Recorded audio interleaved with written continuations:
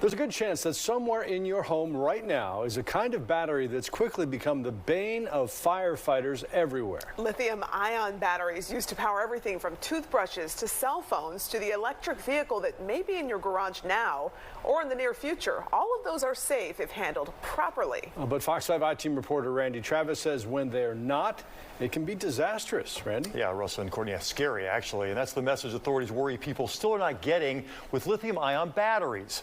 Don't expose them to high temperatures, don't smash or puncture them, and definitely do not throw them in your trash.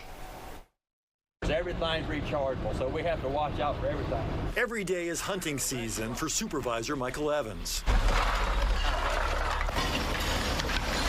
Trying to find tiny dangers. Sir, you don't have any batteries nothing on there, do you?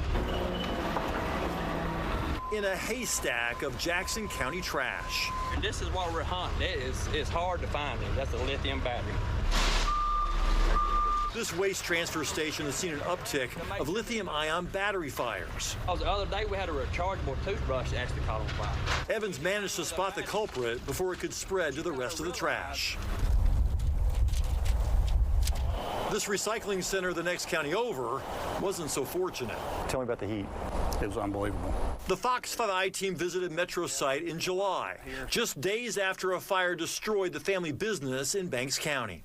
That area there, it just didn't want to go out. Investigators believe a battery was punctured or it leaked, creating what's called thermal runaway, where the fire ignites the gas in the next battery and creates a mega blaze resistant to water. There were batteries in there, and that would explain the amount of heat that we had involved here. Not just a few batteries. Workers eventually pulled out more than 100 batteries from the debris.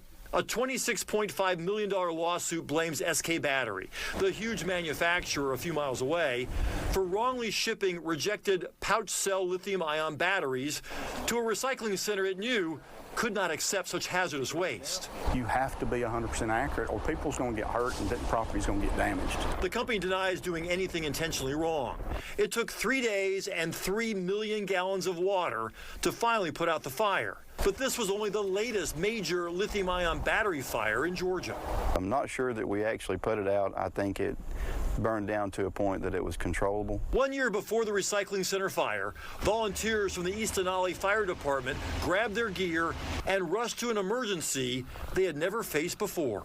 A couple of us actually fell on our backside from the explosion. 2 explosions, actually, caused by a violent chain reaction of fires inside the American E-Cycle building. But we had no idea it was lithium batteries or e-waste in the building. As you can see in these pictures, the place was jammed with batteries. Millions, say authorities.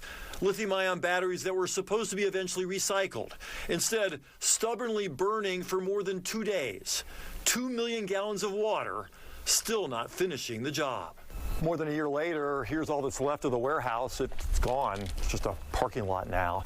In fact, all that remains is a collection of blue dumpsters, and inside, thousands of these charred lithium-ion batteries. In fact, some of these batteries caught fire in the dumpster more than a month after that fire was put out.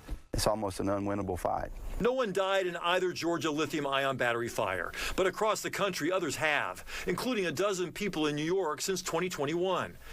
Experts warn to charge your devices only with the cable it came with.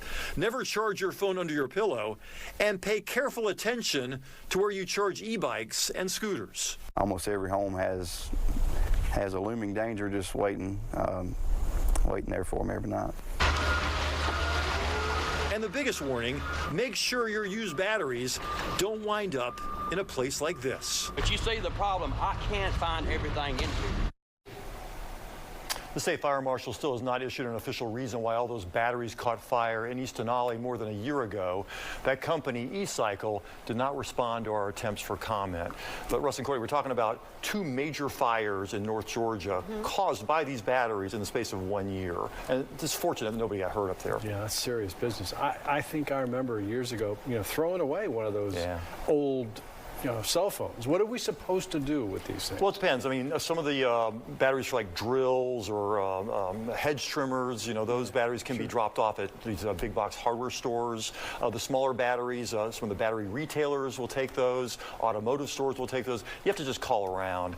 But the more important message I want people to get from this story is you got to be careful with the ones you do have in your house, especially the idea of putting your phone under your pillow to charge while you're sleeping. Doesn't sound good, right? But a lot of people are doing that. A lot of younger people, I'm told, are doing that. And that, in fact, I talked to one fire official who said the most dangerous room in your house might be your teenager's bedroom. Wow. So remind people in your home that you can keep your phone close, but don't stick it under a pillow where a defective battery might overheat, and then it's got plenty of stuff to burn all around it. Oh, so many of us have our phones almost as an extension of our hand these days, so Yeah. it's no wonder that this is such a concern, and good for you to get that warning out there. Yeah, I'm afraid we're going to have more of these tragedies in the future, Yeah. unfortunately. It's unfortunate. All right, thanks. Randy, thanks. Okay.